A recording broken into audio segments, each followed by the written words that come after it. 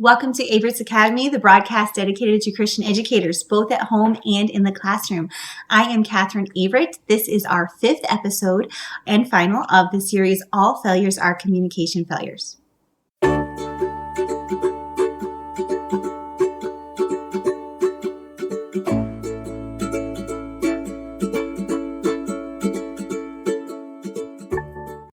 Thank you for joining us this week and for following along with this series.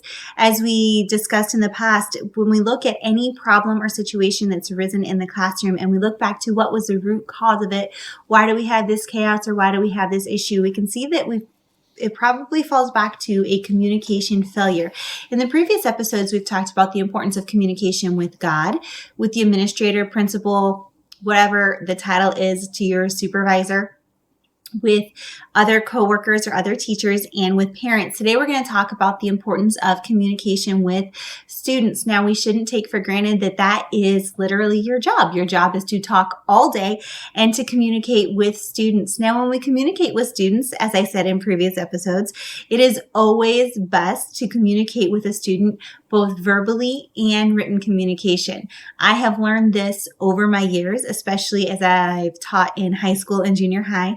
I feel as if I can tell the students every single day, in 2 weeks, you're going to have a report due. In 2 weeks, you're going to have a report due. In 2 weeks, you're going to have a report due. And then when I come to the day before, tomorrow, your report is due. Please make sure you bring it to school. And there's going to be a student who's going to say, "What? You never told us this. You never told us this." Well, I feel as if I've told you 5,000 times. So you need to communicate with students about everything, and written and verbal. And let me just give you an example of some ways that I give both communication. So if I am giving them a homework assignment, I will tell them, your homework assignment is to do page 44, section 1B, questions 1 through 4. I will verbally tell them that. Then I will turn around and write on the whiteboard, page 44, section 1B, questions 1 through 4. That way they can always reference back in case they weren't paying attention, because young people have a tendency to not pay attention. So I will keep that on the board until the end of the class period. And if I have space and I don't need to erase it, I will just leave it up on the whiteboard. For test, quizzes, and projects, something I do is the beginning of every quarter, I give them a list of all of the due dates for all of their test, quizzes, and projects that they're going to have for that quarter. So that way they have it. Now, sometimes because they're young and they don't understand the importance of the gift that I'm giving them, they throw it away or file it somewhere special. So I remind them of it often. And then on my whiteboard, I have the days of the week, Monday, Tuesday, Wednesday, Thursday, Friday. And for each upcoming week, I write down the assignments or the tests and quizzes that are coming up. So every Friday, it's going to say spelling test. On Tuesday, it's going to say math quiz. On Wednesday, it might say history test, Thursday science quiz. So that way they know everything that's coming up for the week ahead of them. And something that I have students that get in the habit of doing is every day before they leave the classroom or leave for the day, they know what books to take home, because they can just reference quickly on the whiteboard, "Oh, I have a quiz in science. I need to take my science book home to study for that. Oh, my book report's due. I need to make sure that I work on that tonight." So we give them verbal and we give them written communication. And excuse me, as my littlest student is trying to tell me some input right here.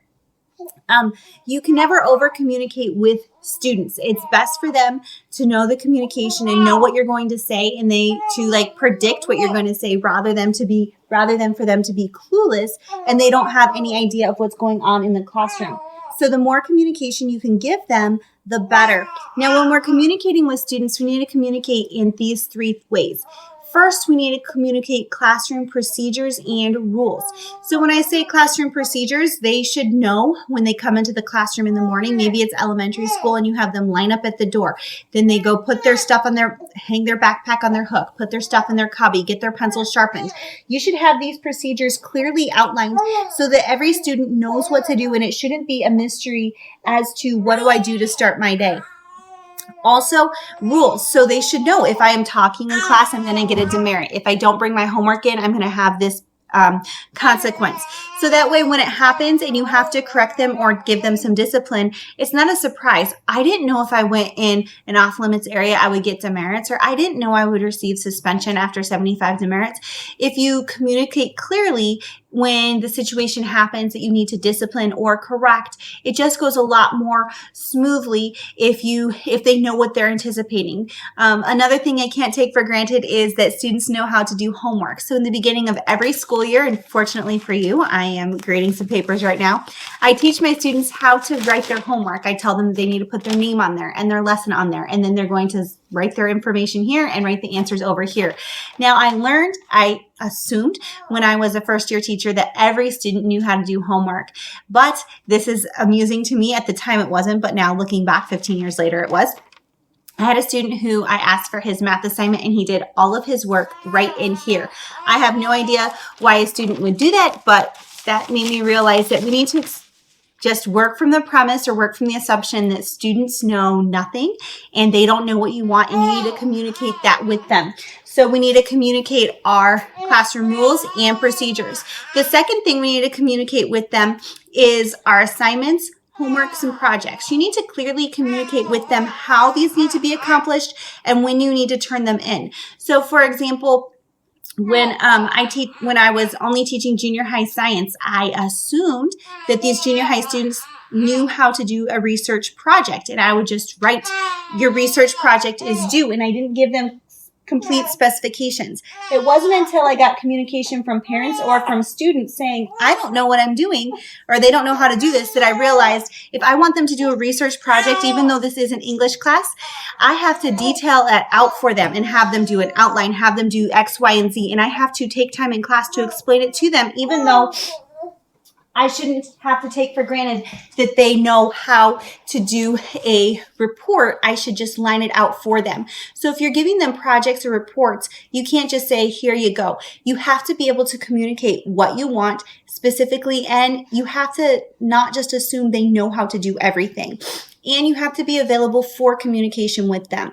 And I know it might seem inconvenience. No, you can only have these classroom hours, but students, they might need your help outside of the classroom. You have to be open to communicating with them, because if they have a question such as, I just had a student call me the other day and say, would it be plagiarizing if I did this? And I said, yes, it would be. Well, number one, thank you for thinking of that. Number two, to avoid plagiarism, we need to do this. So instead of that student just worrying about it and turning something in and getting a 0 for cheating, they just took a few minutes. I took the call, I answered their question, and we were finished. So make sure that you're available to your students for questions, because they might need help. So number one, we communicate our classroom rules and procedures. Number two, we communicate our due dates for tests, quizzes, projects, and then we communicate step by step how we want them to turn it in and how we want them to complete it. Always work with the assumption they know nothing. It's better to over-explain than to assume that they know how to do things they don't. And then lastly, I would like to remind you that whenever we are speaking to students, the Bible tells us the sweetness of the lips increaseth learning. You always need to speak with kindness and respect. And this will be a lesson for another day, but we model how we should have them speak to us.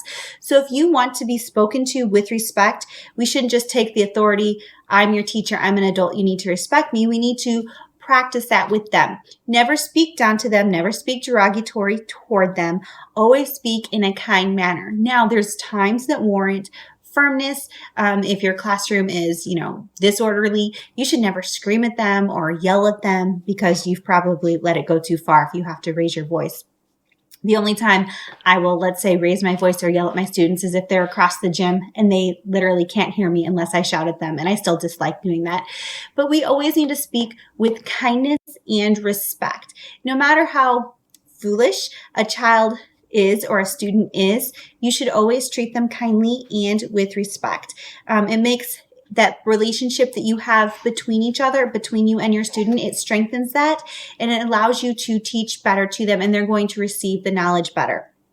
So that's going to conclude our lesson today on all failures are communication failures. So when we communicate with our students, again, communicate classroom procedures and rules, communicate projects, tests, quizzes, specifically, not just due dates, specifically what you want done.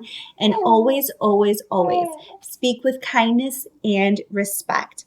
Thank you for joining me this week, and we're completing this series. If you'd like to hear more, please make sure that you subscribe. You can subscribe on YouTube, or it's very exciting for me to say, anywhere you can get a podcast, you can find Avritt's Academy. Next week, we're going to start the lesson. It's only one lesson, not a series, on when helping becomes hurting. Thank you. Have a great week.